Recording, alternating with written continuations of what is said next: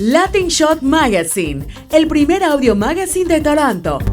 No lo leas, escúchalo. Hoy en Latin Shot Radio tenemos el privilegio de recibir por primera vez aquí en Toronto a una de las voces más influyentes del mundo hispano. Bueno, desde la radio, los podcasts y algunos escenarios muy importantes en América Latina, ha logrado algo extraordinario: convertir la curiosidad en una forma de entender el mundo. Y su voz, pues, ha acompañado a millones de personas en viajes por civilizaciones, revoluciones, músicas, migraciones y memorias colectivas. Hoy llega a Latin Show Radio, próximamente a Canadá, por primera vez a Toronto, para encontrarse también con una comunidad latina que construye identidad lejos de casa, pero sin perder esas raíces. Así que ella es mi invitada de hoy, Diana Uribe. Bienvenida a Latin Shot Radio. Muchísimas gracias y es un honor estar acá. Qué maravilla poder compartir antes de vernos personalmente. Claro que sí. Bueno, mencionaba ahorita lo de radio y podcast porque pues tú has construido una relación muy íntima con tu audiencia a través del audio. En una época dominada por videos cortos, redes sociales, todo esto que vemos todos los días, ¿qué tiene la voz y la narración sonora que sigue pues conectando tan profundamente con las personas? Bueno, primero que todo, nosotros los latinoamericanos y específicamente los colombianos somos culturas de una profunda tradición oral.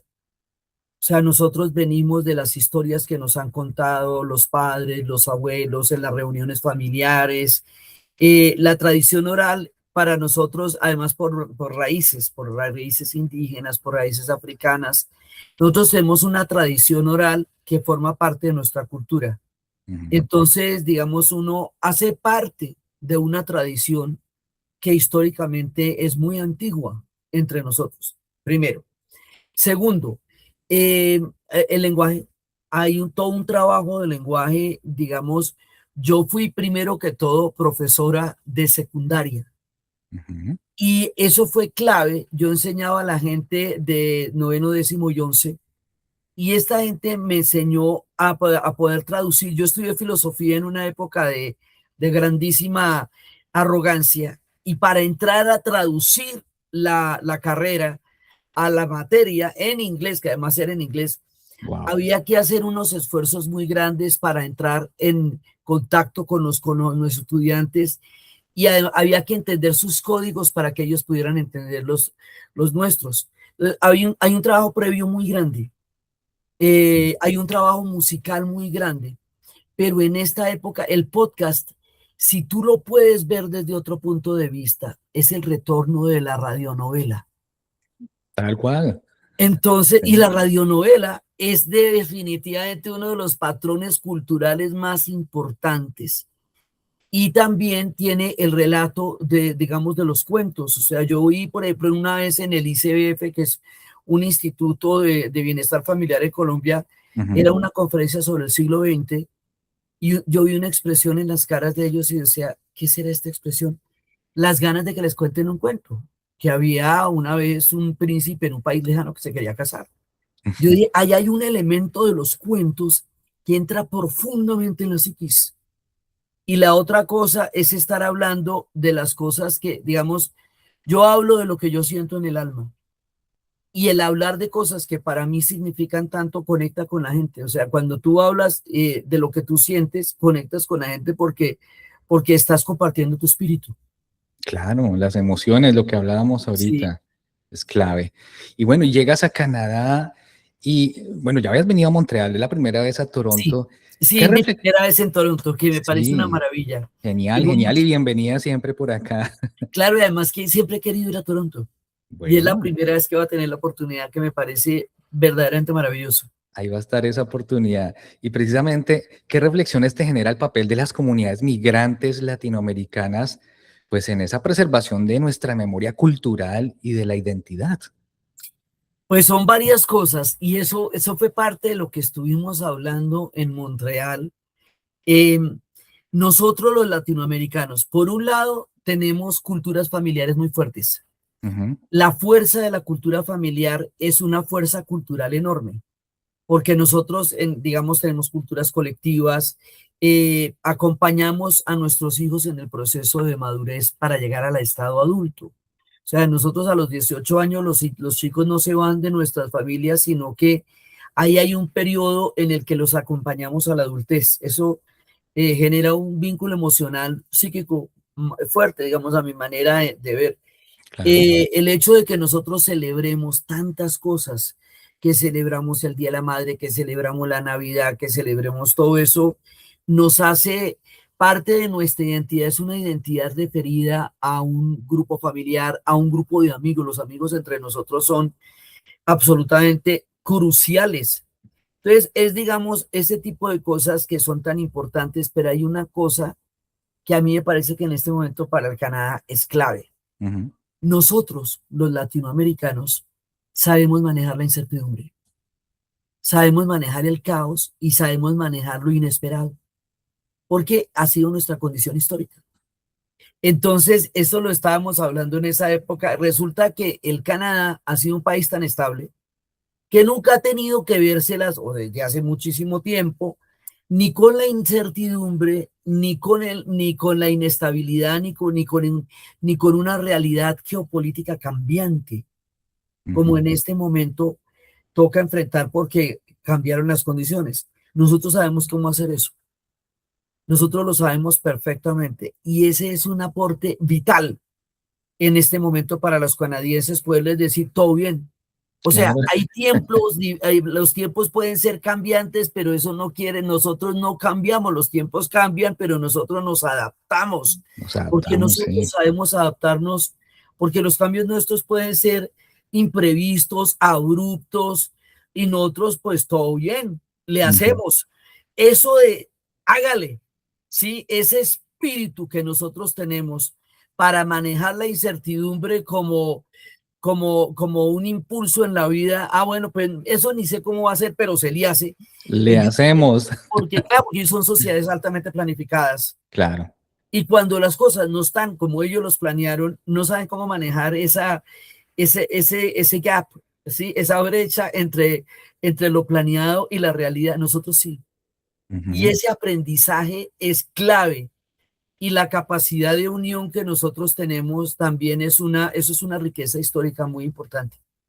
Bueno, mira, y muy necesaria aquí en un país como este porque, así como tú dices, cambian las cosas de un momento para otro, muchas de esas cosas no dependen de nosotros y bueno, ahí estamos como los camaleones, nos vamos adaptando a las ¿No? Y como situaciones. dice Lelutier, el grupo argentino que Ajá. creó el humor, dice, no me asuste el acertijo. Sí, entonces, Sí, total. Oye, tú, bueno, gran parte de tu trabajo ha sido tender puentes entre culturas, continentes, épocas, toda esta historia. ¿Qué lecciones históricas, pues, crees que hoy son urgentes para sociedades multiculturales como esta, precisamente, como la canadiense? bueno, lo primero que todo es los canadienses lo saben y porque lo han vivido, pero sobre todo la valoración de la diversidad como riqueza. En este Ujú, momento, cuando volvemos a escuchar discursos de odio, discursos de deshumanización, frente a los cuales creíamos ya haber superado y aprendido después de la Segunda Guerra Mundial y después de los movimientos por los derechos civiles, ¿sí? Y vuelven a escucharse cosas como de épocas mucho más oscuras. Los canadienses siempre han valorado la multiculturalidad y ese ha sido su riqueza.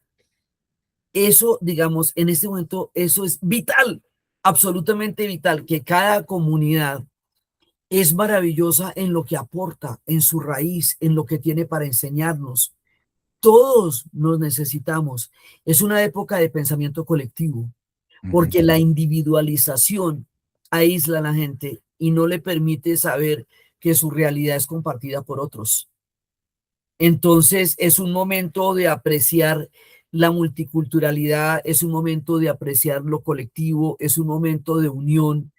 Eh, decía Roger Waters, decía Pink Floyd en The Wall, Ujú. Together we stand, divided we fall.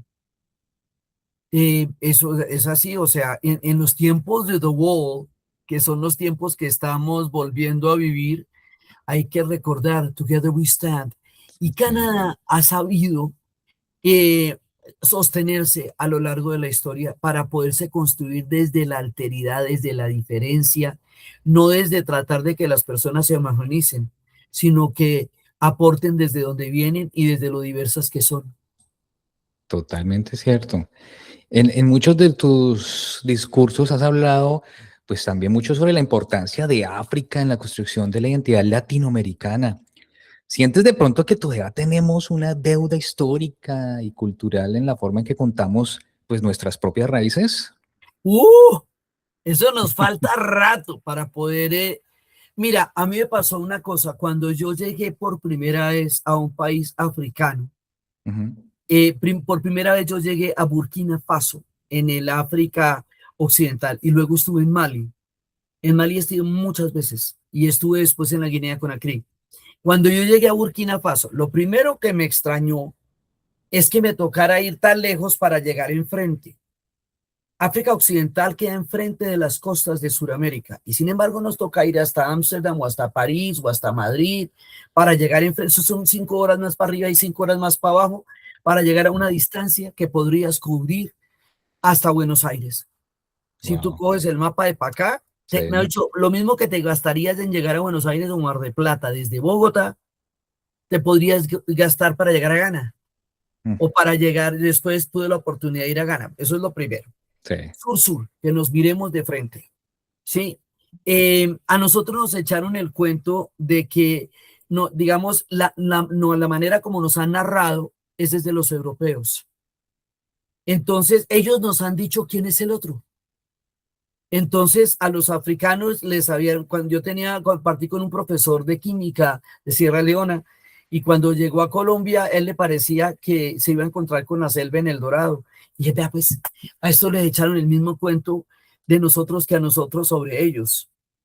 Entonces, eso es la primera. Cuando yo llegué a Burkina Faso, me pasó una cosa que fue una revelación. La música que yo escuchaba, toda la reconocí a mi cuerpo. O sea, llegar allá es como entender dónde son, dónde nacen, es como las lagunas donde nacen los grandes ríos, Ujú. porque toda la música que nosotros sentimos en el cuerpo viene de allá. Esas influencias, ¿no? Todo. Entonces, pues claro, Ujú. ellos tienen géneros, pero la matriz es esa. Entonces tú lo reconoces en el bullerengo, lo reconoces en el soul, lo reconoces en la cumbia, lo reconoces en todas partes.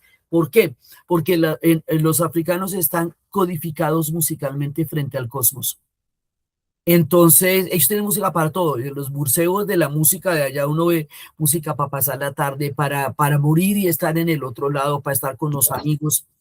Entonces, cuando ellos vienen en esta situación, primero la deuda de la esclavitud está muy lejos de pagarse, porque estos pueblos no vinieron buscando ninguna libertad en América, ellos eran libres en África. Son la Ujú. única comunidad en el caso de los Estados Unidos que no llegó allá voluntariamente buscando el sueño de la libertad, sino que eran libres en África y fueron llevados esclavizados contra su voluntad y los deprivaron de todo, de sus raíces, de sus dioses, de sus nombres, de sus lenguas. Entonces resulta que la solución histórica que ellos van a dar a la tragedia es la música. Ah, Entonces mira. los Yoruba traerán el guaguancó y traerán el son y traerán la samba. Entonces los Benin traerán el zouk. Entonces los Bambara, toda la gente traerá que la mayoría de la gente de Mali va a llevar el blues y los spirituals. Y entonces aquí en conjunto todos, porque aquí llegaron todos, van a traer el bugueyerengue y van a traer la música del Pacífico y van a traer la chirimía. Entonces lo primero es que la solución musical es la respuesta más noble a la tragedia de un pueblo. Primero. Segundo, Ujú. todo el ritmo que nosotros tenemos es africano. El concepto de comunidad que nosotros tenemos también es africano, es indígena y es africano. Entonces nosotros tenemos una, digamos, yo empecé a caminar por Burkina Faso y empecé a reconocer a mi país. Yo me sentía en Providencia, yo me sentía en Cartagena, yo me sentía en el Pacífico. Más adelante en Mali estuve con un grupo musical que es exactamente lo mismo que la gente, pero igualito que la gente del Pacífico. O sea, tú vas a un petróleo, sí, y tú lo que sientes es todo el petróleo, es el festival que se hace de música africana en Cali en septiembre. que viene todo el Pacífico, para la gente que no sabe Sí, qué es el petróleo. Para el petróleo es una maravilla. Entonces tú vas a un petróleo y sientes todo el África, todo el África. El África se toma la ciudad de Cali. Es que esa es la salsa. O sea, todas las cosas que nos definen en una identidad tienen la raíz africana, la comida, una gran cantidad de gastronomías nuestras son africanas. Entonces, el definitivamente, sí. reconocimiento de la africanidad como como una matriz cultural todavía le falta mucho. Hasta ahora estamos empezando a mirarlo, pero todavía falta mucho. Yo hice un libro que se llama África, nuestra tercera raíz, Ujú. y digamos, la portada es el mapa de África sobre el mapa de América Latina. Ah, mira. Es así, después les muestro la imagen porque es así, porque así somos. Sí, sí, Estamos sí. completamente entretejidos. Bueno, Diana, genial esto. Vamos con la última pregunta, porque aquí nos podemos quedar hablando todo el día, porque escucharte es un placer con todas estas historias. Y precisamente después de décadas investigando guerras, revoluciones, movimientos culturales, transformaciones sociales, todo esto que has pues, investigado, vivido tú también propio, ¿qué te sigue sorprendiendo de la humanidad y qué pues mantiene viva tu curiosidad frente a la historia? La pregunta es muy importante ahorita, porque como estas épocas están tan duras, cualquiera estaría dispuesto a tirar la toalla. Ujú. Pero no, es precisamente cuando toca reforzar la utopía. A mí me sorprende, primero me sorprende el arte, porque el arte realmente es nuestra salvación. Sí, el arte es lo que realmente nos permite procesar las emociones, entender los dolores. Sí, digamos, yo siempre pongo el ejemplo de que después de la Primera Guerra Mundial, el mundo quedó tan atónito con lo que con lo que se había vivido que no tenía palabras para expresar lo que pasó en las trincheras con esos 20 millones de muertos. Nada había pasado de esa escala. Solo los surrealistas y el Dada son capaces de entender al romper el discurso lógico lo que había significado el suicidio de la razón en la Primera Guerra Mundial. Ese es el periodo artístico de entreguerras. A mí lo que más me sorprende es la capacidad para generar utopías. Entonces, la capacidad del ser humano para salir de los callejones más oscuros con las historias más hermosas, las resistencias poéticas, la música como una forma, digamos, la música en el caso de las comunidades negras y la música en el caso de los irlandeses. Allá uno va a un supermercado y hay violines y mandolinas, son parte de la canasta familiar, de lo musicales que son ellos. Entonces, esa resistencia desde el alma, desde la música y esa capacidad para crear utopías, por ejemplo, cuando uno ve a una persona como Martin Luther King o como Gandhi, ellos veían realidades que estaban muy lejos de ser posibles cuando ellos empezaron a verlas. Cuando Martin Luther King dijo que él tenía un sueño, Sí. ese sueño parecía irrealizable. Sí, esa capacidad, y lo mismo con los inventores, la gente que es capaz de ver y las inventoras, realidades de mundos que no están ni lejanamente próximos, pero que con su imaginación son capaces de llevarlo a la realidad. Julio Verne escribe una cantidad de novelas que un siglo después estarían ahí, puestas por la calle. O sea, que sí íbamos a llegar a la luna. Sí, o sea, imagínate cuando que sí que iba a haber submarinos. O sea, ¿quién le diría a Julio Verne? Y al man le parecían normales. Y Claro. ahí estamos. Esa capacidad de visión, de utopía, de sueños, de crear colectividades y tejidos, de volver de los pueblos originarios, de saber que sus conocimientos son los que nos pueden salvar ahora, porque solo ellos, los First Nations, los Ujú. pueblos originarios, tienen la clave del futuro porque conocen las raíces de la tierra en el pasado. Todo eso me sorprende. Wow. Y la juventud y los Así estudiantes, es. Bueno, porque los pues estudiantes transforman la historia. así es. Pues Diana, gracias por esta conversación tan necesaria, tan humana y en realidad inspiradora. Nos recuerdas que la historia pues no vive únicamente en los libros, vive ahí como tú lo dices, en las voces, en la memoria, en la música, en estas migraciones que vivimos y pues en las historias que compartimos como comunidad. ya vas a visitar Toronto, pues aquí también dejarás esa reflexión para quienes vivimos entre Muchas culturas. reflexiones, vamos a Claro, compartir muchas historias es maravillosas. Es que va a ser muy bonito, va a ser muy bonito ese encuentro y tengo mucha ilusión y mucha alegría de que se pueda, de que se vaya a dar. genial, genial. Pues aquí te vamos a estar esperando. Ya tenemos ahí la invitación, obviamente, en todas las redes para que vayan, para que te vean. Y pues nada, gracias por acompañarnos aquí en Latin Shot Radio, por seguir despertando esa curiosidad, ese pensamiento crítico, sensibilidad histórica de alguna manera en millones de personas alrededor del mundo. Muchísimas gracias. Y Bueno, allá nos vemos. Un pues, abrazo. claro que sí. Esto es Latin Shot Magazine. Escúchanos en las plataformas de podcast y en latinshotradio.com. Síguenos en las redes sociales, donde encontrarás contenido adicional. Latin Shot Magazine, el primer audio magazine de Toronto. No lo leas, escúchalo.